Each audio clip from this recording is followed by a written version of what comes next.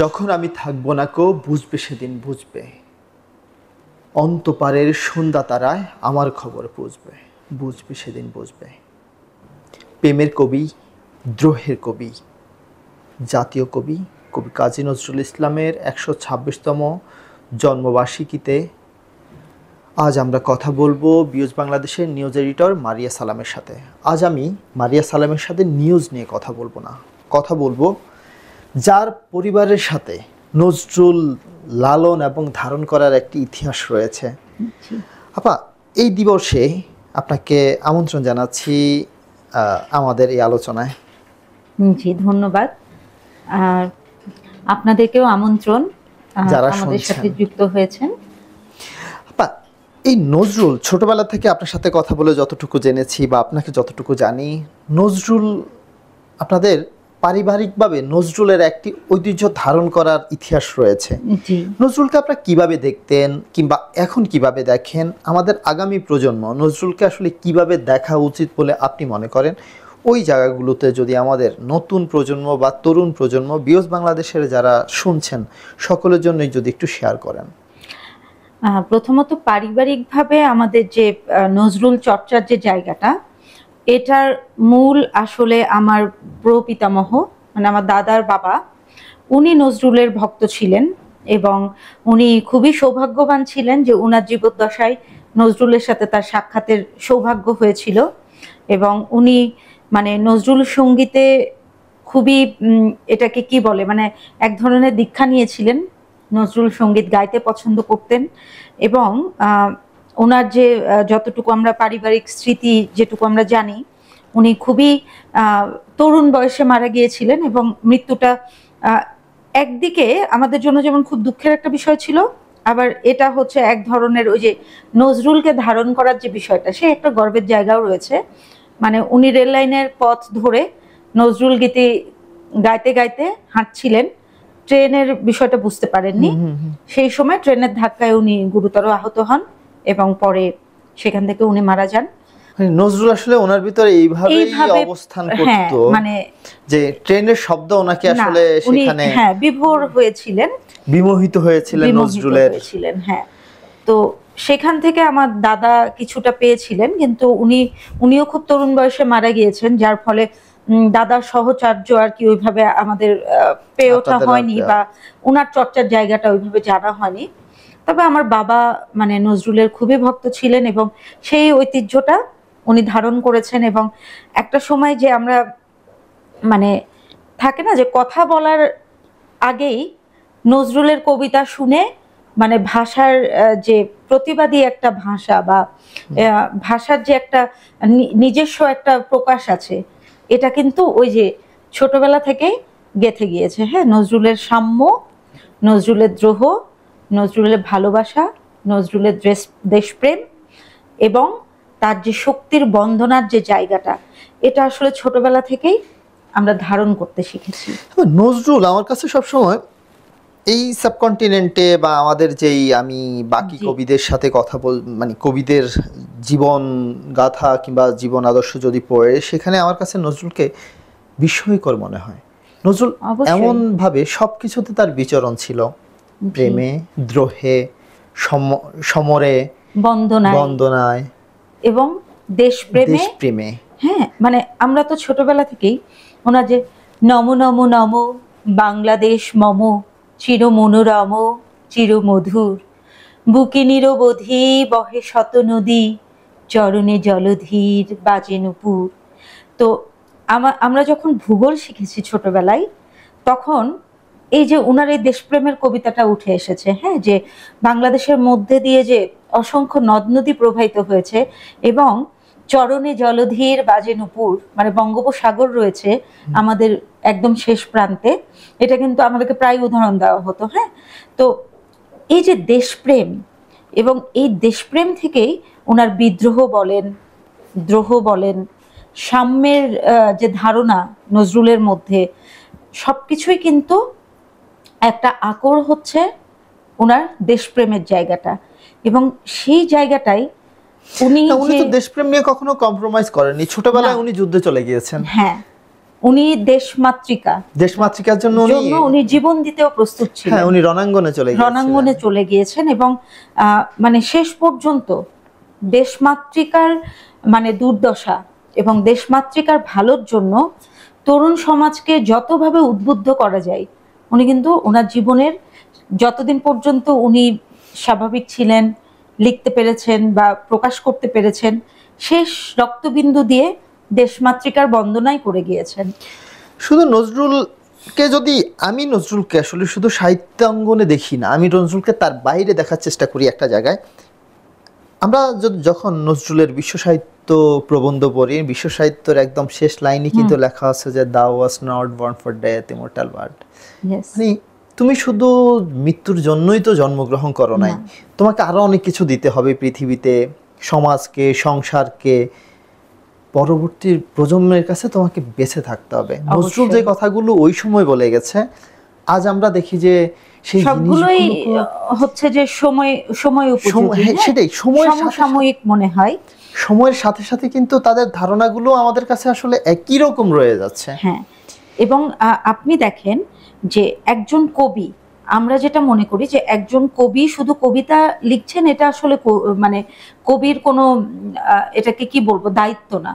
কবির দায়িত্বের মধ্যে পড়ে কবিতার মাধ্যমে একটা সচেতন সমাজ তৈরি করা, রাজনৈতিকভাবে নিজের দেশের ভালোর জন্য, জনমানুষের কল্যাণের জন্য একটা অবস্থান নেয়া। হ্যাঁ, এটা কিন্তু একজন কবির সবচেয়ে বড় দায়িত্ব। ওই জায়গাতেই আমরা দেখেছি প্রেমের কবিতা যিনি লেখেন উনি প্রেম নিয়ে আছেন, যিনি প্রকৃতির কবিতা লেখেন যিনি প্রকৃতি নিয়ে থাকেন।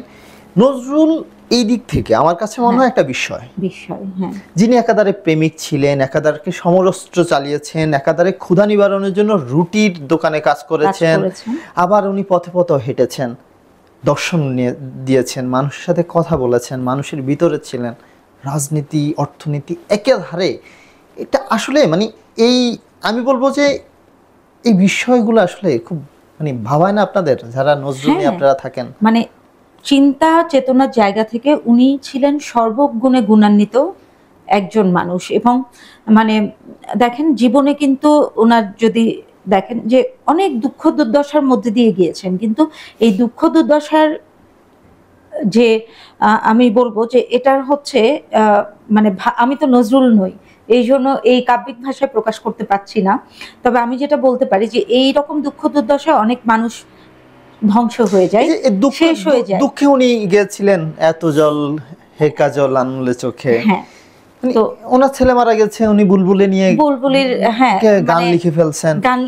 এটা আমার কাছে আসলে বিষয় মনে হয়। হ্যাঁ, মানে এত রোমান্টিসিজম, হ্যাঁ, যে উনি ওনার দুঃখ বলেন, দুর্দশা বলেন, ওনার দেশমাতৃকা নিয়ে চিন্তার জায়গা বলেন, ওনার ধর্মীয় সচেতনতার জায়গা বলেন, মানে প্রত্যেকটি ব্যাপার উনি সবকিছু ওনার কলমের খোঁচায় লিপিবদ্ধ করেছেন এবং সেটা একটা অনন্য শিল্পকর্ম হিসেবে আমাদের সামনে তুলে ধরেছেন। যার ফলে মানে এখনো আজকে 126 বছর, মানে উনি 126 বছর আগে জন্মগ্রহণ করেছেন, কিন্তু এখন পর্যন্ত উনি আমাদের কাছে প্রাসঙ্গিক।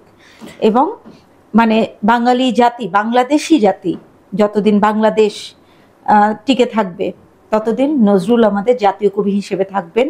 এবং আমাদের যে জানেন যে সঙ্গীত যেটা আমাদের, চল চল চল ঊর্ধ্ব গগনে বাজে মাদল, নিম্নে উতলা ধরণী তল, অরুণ প্রাতের তরুণ দল, চল রে চল রে চল, এটা মানে এই যে আমাদের রণসঙ্গীত, আপনি দেখবেন যে এটা যখন আমরা ওই আবহে ওইভাবে উচ্চারণ করি, প্রতিটি শব্দ উচ্চারণে আমাদের শিরায় শিরায় এক ধরনের উত্তেজনা, দেশমাতৃকার প্রতি। এটার সাথে যদি আমি একটু যোগ করি যে যখন আমরা বিদ্রোহী কবিতা পড়ি যে বলো বীর বলো উন্নত মম শির নিহারি তোমারে নত শির ওই শিখর হিমাদ্রি, বলো বীর বলো উন্নত মম শির। আবার একাধারে উনি কিন্তু সেই যখন ওনার চোখে জল আসে উনি সেই জল নিয়েও কিন্তু কবিতা লিখছেন। মানে এটা আসলে বিষয় না, অবশ্যই বিষয়। আমরা যেটা বলি যে আসলে আপনি যে একজন মানে সৃষ্টিকর্তাকে তো আমরা সবাই হচ্ছে যে সৃষ্টিকর্তার এখানে কি বলবো প্রতিনিধি হিসেবে আমরা এই পৃথিবীতে দায়িত্ব পালন করতে এসেছি, এবং আমাদের সৃষ্টিকর্তাও যেমন মানে সবকিছু সংমিশ্রণ। আপনি কিন্তু সৃষ্টির মাঝেই তো স্রষ্টা বিরাজ করেন। হ্যাঁ, সেই রকম মানে নজরুলকে যখন আপনি উনাকে ব্যাখ্যা করেন বা উনাকে নিয়ে পড়ালেখা করেন বা উনাকে যখন ভাষায় প্রকাশ করতে যান, এরকমই মানে উনার সৃষ্টির মাঝেই উনি বিরাজমান এবং সবকিছু নিয়ে বিরাজমান। চোখের জলেও উনি বিরাজমান, আনন্দ উল্লাসেও বিরাজমান, বিদ্রোহেও উনি আছেন, দ্রোহেও উনি আছেন, সাম্যেও উনি আছেন, প্রেমেও উনি আছেন, এমনকি যখন সৃষ্টিকর্তার বন্দনার জায়গায় সেখানেও উনি আছেন। আমরা এই যে আমাদের জানেন যে খুব দারুণ দারুণ কিছু হামদ এবং নাত যেগুলো আমরা ছোটবেলায় শুনে শুনে বড় হয়েছি, তোরা দেখে যা, আমিনা মায়ের কোলে, তারপরে এই যে আমাদের হচ্ছে যে আমার কবর দিও ভাই, হ্যাঁ, মসজিদের পাশে, এই যে মানে প্রত্যেকটা বিষয় কিন্তু উনি আছেন। আপনি যখন আপনার প্রাত্যহিক জীবনের যেখানেই যান নজরুলকে পাওয়া যাবে। এই নজরুল আমরা একটা সময় এসে দেখেছি যেখানে আমরা রবীন্দ্র নজরুল আমরা এদেরকে ধারণ করি, আমরা এদেরকে লালন করি, এরা আমাদের কবি, আমাদের কথাগুলো এরা বলে গিয়েছেন, রণাঙ্গনে বলেছেন, প্রেমে বলছেন, দুঃখে বলছেন, আনন্দে বলছেন, কিংবা যখন আমরা ঈদের চাঁদ উঠে তখনও কিন্তু আমরা নজরুলের কবিতা, নজরুলের গান দিয়েই তো শুরু করি অবশ্যই, যে রমজানের রোই রোজার শেষে এলো খুশির ঈদ। সেই জায়গাগুলোতে আমরা দেখেছি মাঝে মাঝে নজরুল মনে হয় আমাদের কাছে কখনো রাজনীতির আবহে আমাদের কাছে হাজির হয়, অবশ্যই কখনো আমরা দেখি যে তিনি আমাদের কাছে আসে খুব দুঃখের। কিন্তু নজরুল আর রবীন্দ্রের মধ্যে একটা খুব ভালো রকমের সম্পর্ক ছিল আমরা জানি, কিন্তু আমাদের এই সময় এসে আমরা দেখি যে যদি কেউ নজরুলকে মানে নজরুল নিয়ে থাকে সে রবীন্দ্রকে শত্রু মনে করে। আবার এই বিভক্তিটা কেন? এটা আসলে আমি বলবো যে যাদের ইতিহাস নিয়ে, সাহিত্য নিয়ে, দেশ নিয়ে এবং সর্বোপরি মানবতার যে ধারণা সেটা নিয়ে যাদের মধ্যে অন্তর্দ্বন্দ্ব বা সংঘর্ষ রয়েছে তারাই এই বিভক্তিতে যেতে চান। এখানে নজরুল একজন কবি হিসেবে, একজন মানবদরদী মানুষ হিসেবে, একজন রাজনীতিবিদ হিসেবে এবং সর্বোপরি একজন দেশের সচেতন নাগরিক হিসেবে, হ্যাঁ, যে ভূমিকাগুলো পালন করেছেন, ওনার কবিতার মাধ্যমে যা যা প্রকাশ করেছেন, রবীন্দ্রনাথও কিন্তু একই কাজই করেছেন। হ্যাঁ, এবং উনি কিন্তু একজন জমিদার হিসেবে ওনার যারা প্রজা ছিলেন তাদের সুখ এবং স্বাচ্ছন্দ্যের জন্য, তাদেরকে একটু ভালো জীবন দেওয়ার জন্য, আপনি জানেন যে ওনার নোবেলের মানে বেশিরভাগ অর্থই উনি ওনার জামাইকে শিক্ষিত করতে ব্যয় করেছিলেন, বাকি পুরো অর্থই কিন্তু উনি এই বাংলাদেশে প্রথম যেটা কৃষকদের দুর্দশার কথা চিন্তা করে, কৃষকদের জীবনমান উন্নয়নের কথা চিন্তা করে প্রথম যে কৃষি ব্যাংক, এটা কিন্তু রবীন্দ্রনাথের স্থাপন করা, এবং উনি কিন্তু নোবেলের বেশিরভাগ অর্থ দিয়েই এই কৃষি ব্যাংকটা স্থাপন করেছিলেন এই দেশের কৃষকদের ভাগ্য উন্নয়নের জন্য। হ্যাঁ, তো এবং ওনার যেটা আছে যে গান্ধী আশ্রম যেটাকে আমরা বলি, মানে বঙ্গীয় রিলিফ কমিটি, যেটা এখানেও রবীন্দ্রনাথের একটা বড় ভূমিকা আছে এবং এটা ধারণা করা হয় উপমহাদেশের প্রাচীনতম একটি এনজিও। ওই অর্থে বলতে গেলে রবীন্দ্রনাথ এটা তার সহযোগিতায় প্রত্যক্ষ এটা স্থাপনই করা হয়েছিল। সেটা তার যে প্রতিশর যে ছিল জমিদারির অংশ নওগাঁয়, সেখানে যেটা হচ্ছে যে ওই এলাকার যারা বন্যা পীড়িত মানুষ তাদেরকে রিলিফ দেওয়ার জন্য। তো নজরুলও তার জীবন দিয়ে এই জিনিসগুলো মানবতার জন্যই তিনি গেয়ে গেছেন, মানবতার জন্যই উনি লিখে গেছেন। এমনকি এই ভারতবর্ষের যারা দুর্দশাগ্রস্ত মানুষ, পরাধীন মানুষ, সেই মানুষগুলোকে পরাধীনতার শৃঙ্খল ভেঙে স্বাধীন মানে ভারতবর্ষে তারা স্বাধীন মানুষ হিসেবে মাথা উঁচু করে দাঁড়াবেন, নিঃশ্বাস নিবেন বুক ভরে, এই অভিপ্রায় থেকে কিন্তু নজরুল লিখেছিলেন বিদ্রোহী কবিতা, তরুণদেরকে জাগ্রত করতে। মানে সেই সময়ের তরুণ সমাজকে একজন কবির যে ভূমিকা পালন করা উচিত, মানে তাদেরকে এটাকে উদ্বুদ্ধ করতে, দেশমাতৃকার প্রতি ভালোবাসা নিয়ে যে কোনো পরিস্থিতিতে মানে ঝাঁপিয়ে পড়তে, এটা নজরুল করেছিলেন। তার বিদ্রোহী কবিতার মাধ্যমে, এবং এর জন্য উনি জেল খেটেছেন। এবং যে জেল খেটেছেন, যে জেলে চলে গিয়েছেন, জেল খাটছেন, শুধু তাই না, উনি জেলে যেও বিদ্রোহ করেছেন। জেলে যে যখন দেখেছেন যে সেখানকার কয়েদিদের খাবারের মান খুব খারাপ, উনি একাধারে নিজের জীবন বিপন্ন করে দীর্ঘদিন অনশন করেছেন। শেষে মানে ওনার এই অনশনের প্রতিক্রিয়াতে ব্রিটিশ সরকার বাধ্য হয়েছে কয়েদিদের খাবারের মান উন্নয়ন করতে। তো এই অর্থে আমি দেখি ওনারা দুইজনই দেশমাতৃকার জন্য কাজ করেছেন, মানুষের ভালোর জন্য কাজ করেছেন, সমাজ সংস্কারে কাজ করেছেন। কিন্তু যারা ওনাদেরকে ধারণ করে ওনাদের মধ্যে বিভক্তি হয়ে গেছে। হ্যাঁ, কিন্তু আমি মনে করি সত্যিকার অর্থে যারা রবীন্দ্রনাথ এবং নজরুলকে ধারণ করেন তারা বিভক্তি টানেন না। তারা সবসময় চেষ্টা করেন কিভাবে ঐক্যবদ্ধ একটা শক্তি দিয়ে নজরুল এবং রবীন্দ্রনাথকে একসাথে এক ডোরে বেঁধে রাখা যায়। আমার কাছে এই নজরুল এবং রবীন্দ্রকে আমরা অনেক সময় দেখি কবি, আমরা অনেক সময় দেখি গায়ক, অনেক সময় দেখি যে উনি গীতিকার। আমি নজরুল রবীন্দ্রকে একটু ভিন্নভাবে দেখি। সেটা হচ্ছে আমার কাছে মনে হয় ওনারা হচ্ছে একজন সাইকিয়াট্রিস্ট, একজন মানে কেন বলি, যখন মন খারাপ হয়, যখন খারাপ লাগে, ভাল লাগে না, কিংবা এক ধরনের একঘেয়েমি কাজ করে, তখন কিন্তু নজরুল রবীন্দ্র চাইলে আমাদেরকে সেই মন খারাপ থেকে এমন একটা জায়গায় নিয়ে যায় যেখানে আসলে মন ভালো করার জন্য আমার মেডিসিন দরকার হয় না, আসলে মেডিসিন হিসেবে কাজ করে অনেক সময় রবীন্দ্র নজরুল। এই কারণেই দেখেন এত বছর ওনাদের যে দেহ অবসান হয়েছে, সেই জীবন অবসানের এত বছর পরে ওনারা সমানভাবে আমাদের প্রাসঙ্গিক, সমাদৃত এবং অতীব প্রয়োজনীয়। মানে আমরা আমাদের জীবনের প্রত্যেকটা জায়গায় জায়গায় ওনারা জড়িয়ে গিয়েছেন, অবস্থান করেন। আসলে ওনারকে ছাড়া আমরা আসলে হ্যাঁ। তো শেষ করার আগে আমি আপনার সাথে কাছ থেকে একটা কবিতা শুনবো, নজরুলের একটি কবিতা দিয়ে শেষ করতে চাইবো। না, অবশ্যই আমি যদি শেষ করার আগে একটু আমাদের যারা শুনছেন ওদের কাছ থেকে একটু বিদায় নিতে চাই। আমরা কথা বলি সমসাময়িক রাজনীতি নিয়ে, আমরা কথা বলি দেশ নিয়ে, দেশমাতৃকার অনেকগুলো বিষয় নিয়ে। আমাদের কাছে মনে হয়েছে নজরুল রবীন্দ্র এরা আমাদের প্রাসঙ্গিক, আমাদের প্রতিটি কথায় ওনারা অবস্থান করেন। ওনাদেরকে বাদ দিয়ে আমরা আসলে সমসাময়িকতা চিন্তা করাও আমার কাছে মনে হয় এক ধরনের ভুল চিন্তা হবে।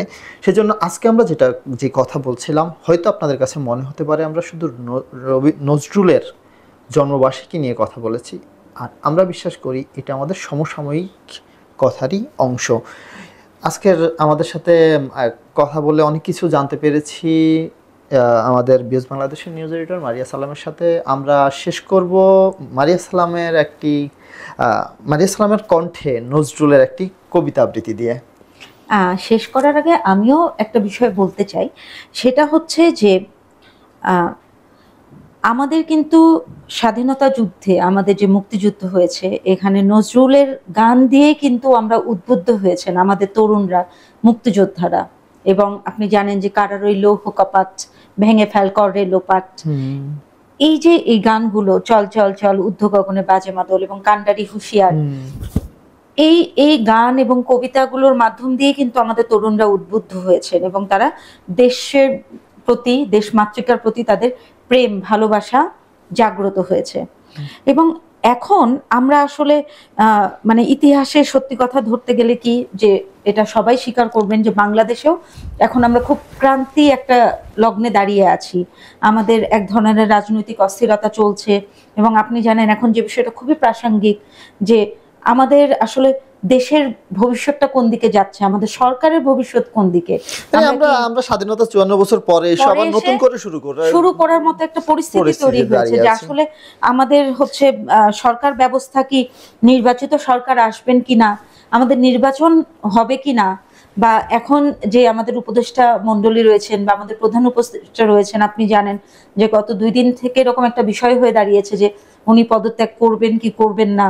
মানে এই যে একটা অনিশ্চয়তার মধ্যে চলে গেছে, এই জায়গা থেকে আমি বলতে চাই যে কবিদের যে দায়িত্ব থাকে সমাজের প্রতি, এরকম একটা অনিশ্চিত জায়গায় ভারতবর্ষ যখন যখন অনিশ্চয়তার মধ্যে পড়েছে, ভারতবর্ষের রাজনীতি, মানুষের ভাগ্য, তখন কিন্তু নজরুল উদ্যত কণ্ঠে মানুষের জন্য লিখেছেন, মানুষের জন্য গেয়েছেন, তরুণদেরকে উদ্বুদ্ধ করেছেন, এবং এখনো কিন্তু আমরা সেই জায়গাতেই দাঁড়িয়ে আছি। এবং আমাদেরকে তরুণদেরকে উদ্বুদ্ধ করার জন্য আমি যে শেষে মানে সব শেষে যে আবৃত্তি করব, সেটা আমি কান্ডারি হুঁশিয়ার কবিতাটি আবৃত্তি করে শেষ করতে চাচ্ছি।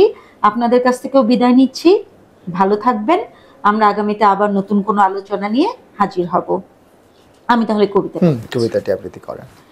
দুর্গম গিরি কান্তার মরুদুস্তর পারাবার, লঙ্ঘিতে হবে রাত্রি নিশীথে যাত্রীরা হুঁশিয়ার। দুলিতেছে তরি, ফুলিতেছে জল, ভুলিতেছে মাঝি পথ, ছিড়িয়াছে পালকে ধরিবে হাল, আছে কার হিম্মত। কে আছো জোয়ান, হও আগুয়ান, হাকিছে ভবিষ্যৎ। এ তুফান ভারী, দিতে হবে পারি, নিতে হবে তরি পার।